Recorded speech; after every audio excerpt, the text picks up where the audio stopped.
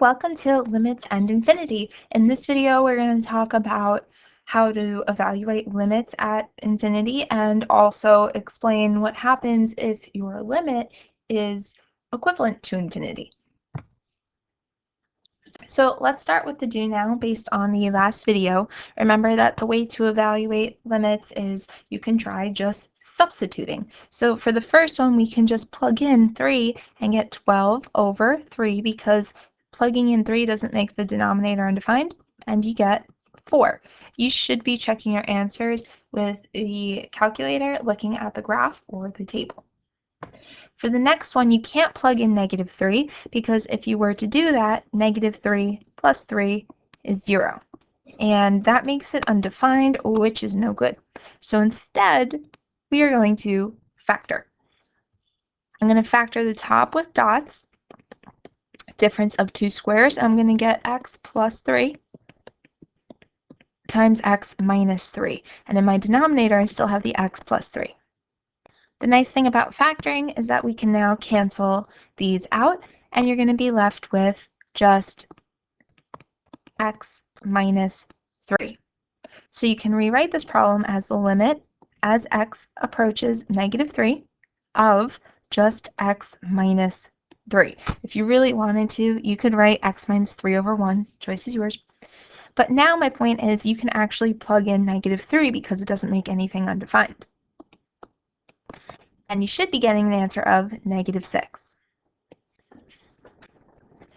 And the last one, you gotta notice that if you plug in 2, then 2 doesn't make anything undefined. So you could just plug it in to begin with.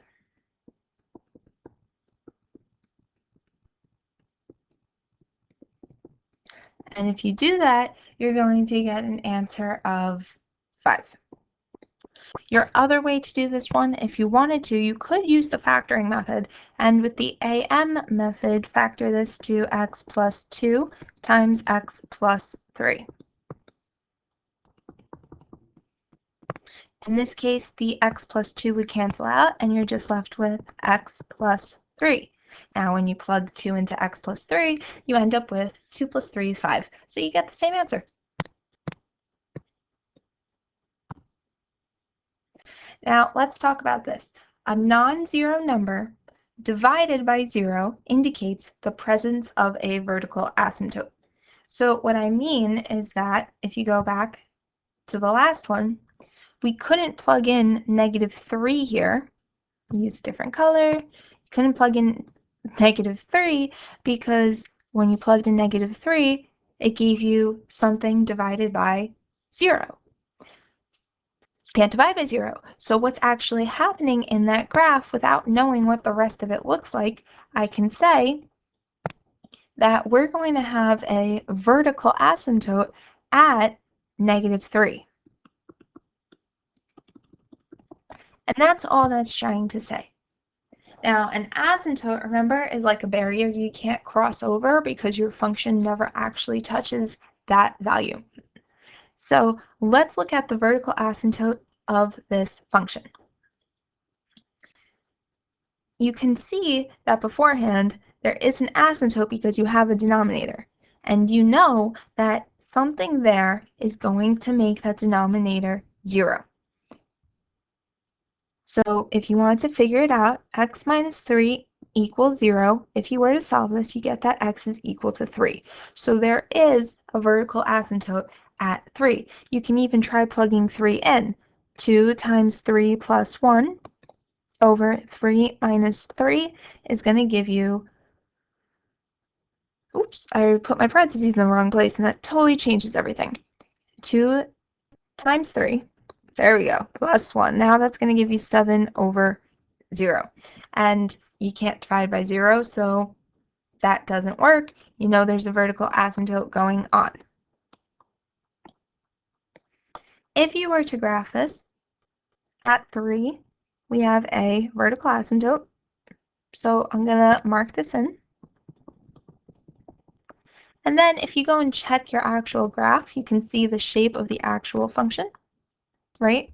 You have your vertical asymptote at x equals 3, and I'm going to fill out the rest.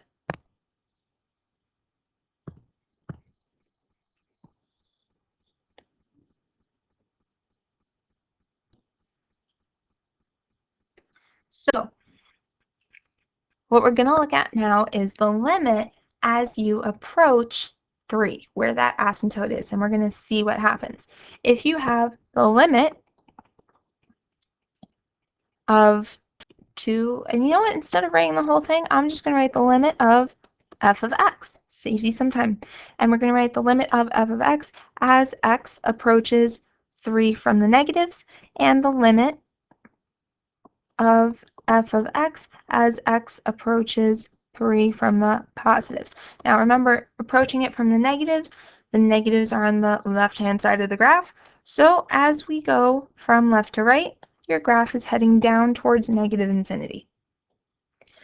Now as you come from the positives are on the right side of the graph. As you go from right to left, you're going up to positive infinity. So you can see that because you have two different limits, a negative infinity and a positive infinity, you know that the limit as x approaches 3 in general does not exist. Or you could have just said from the very beginning, it's not going to work because I know there's a vertical asymptote there. So just to keep in mind, if you don't want to actually look at the graph, if you can think about where your vertical asymptotes are, then you're going to know that at that particular point where the vertical asymptote is, you're not going to have a limit that exists there. Now let's go on to horizontal asymptotes. We're going to go back to this graph, and we're going to analyze it. Now, before we were talking about the vertical asymptote, this time we're going to talk about the horizontal asymptote. And you'll notice that there's a horizontal asymptote here at y is equal to 2. Now, algebraically, y is equal to 2 will come later on in this video. For now, we only care that it's actually there. Let's actually look at the limits as we approach infinity here. So we have the limit of f of x as x approaches infinity. And we're also going to look at the limit of f of x as x approaches negative infinity. So as we're approaching positive infinity, this side of the graph, you can see that we're flattening out towards 2, the asymptote. And you can see on the other side that as we go to negative infinity, we're flattening out towards the same asymptote, 2. You might remember writing this as your end behavior. As x goes to infinity, f of x approaches 2. As x goes to negative infinity, f of x goes to 2.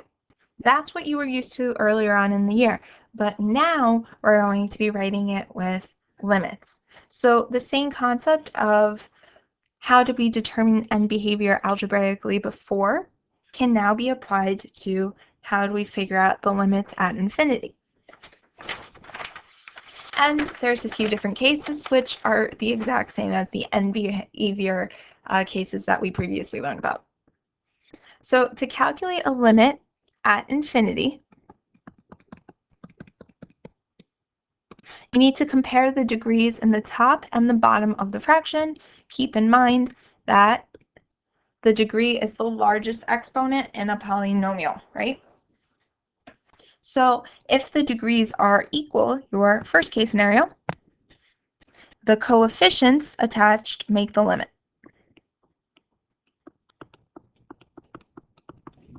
Because the coefficients determine your horizontal asymptote. Now, this is the same exact example as before. Your largest degree is x to the first up top and x to the first on the bottom. Your coefficients are let's use different color. 2 up top, and the coefficient to this x on the bottom is a 1. So I'm going to write 2 over 1. Now I know my limit is 2, which is what we got from the graph before. Your next case is if the degrees aren't equal. You have two options. Either the numerator degree is higher or the denominator degree is higher. If the numerator degree is higher, your answer is going to be infinity. So what I am talking about here is if you were to have x cubed plus 2x up top, and if you had x minus 5 on the bottom. If you were trying to take the limit as x approaches infinity, x cubed is a lot more than x to the first on the bottom. So because your degree in the numerator is larger, I automatically know that my limit is going to be infinity. Now, technically, your limit cannot be infinity because a limit has to be a value you approach. And you can't approach infinity. Infinity is not a number. Infinity is a concept. So saying that a limit goes to infinity is not an actual number we're approaching, which means this is the same as saying the limit does not exist. And we're going to say that as opposed to saying infinity. Now, for your other case, if your denominator degree is higher, we're going to say that the limit is going to be 0. So a good example of this is the limit as x approaches infinity of 2x squared minus 6 over x cubed plus 1. In this case, 3 is larger than my degree of 2, so my denominator degree is larger. It's bottom heavy, which means that my limit is going to be 0. So as long as you remember these three cases, you're pretty good.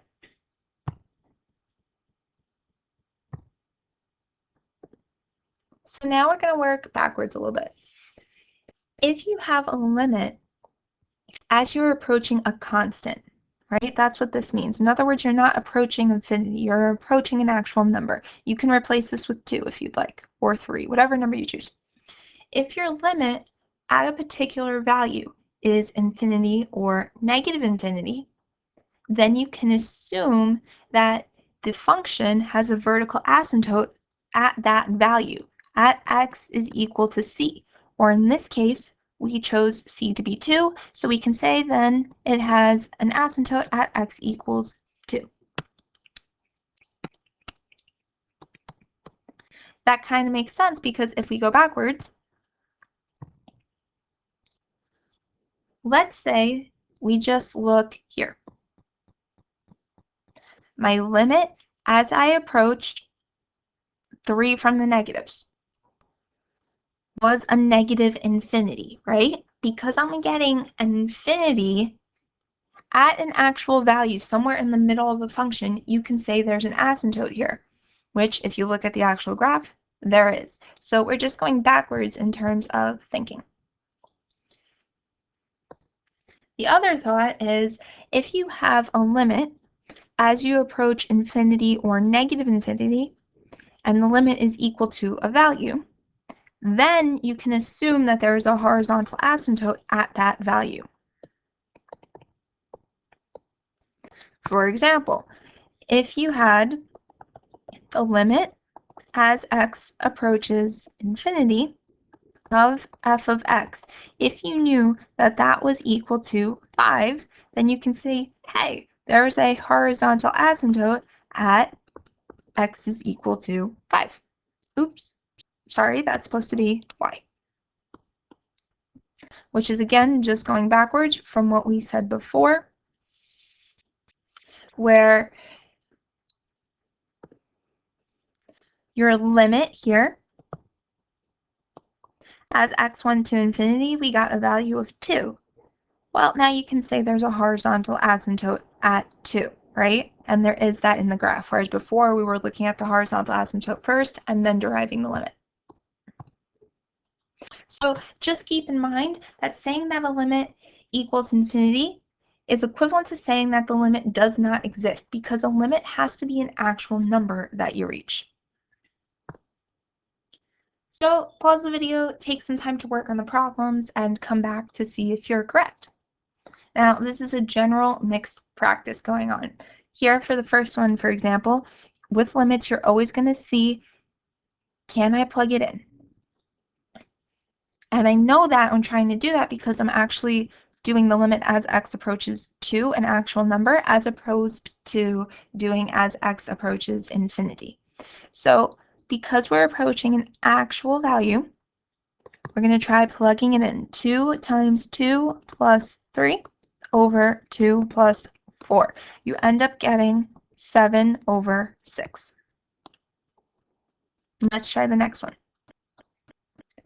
For the next one, again, we're approaching an actual value. Your first thought should be, let me plug it in.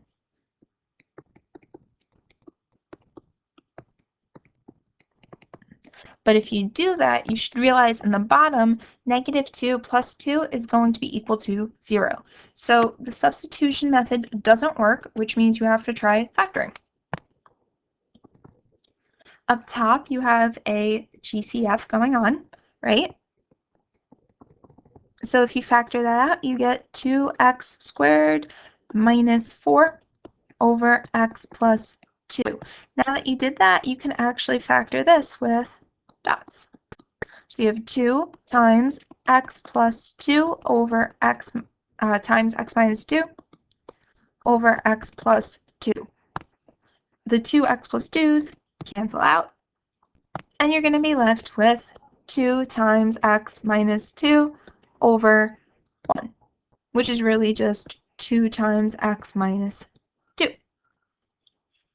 From there, you can rewrite this as the limit as x approaches -2 of 2 times x minus 2.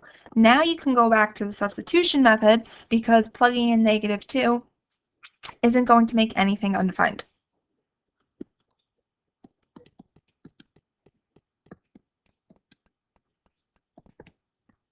And if you put that in your calculator, you should be getting -8.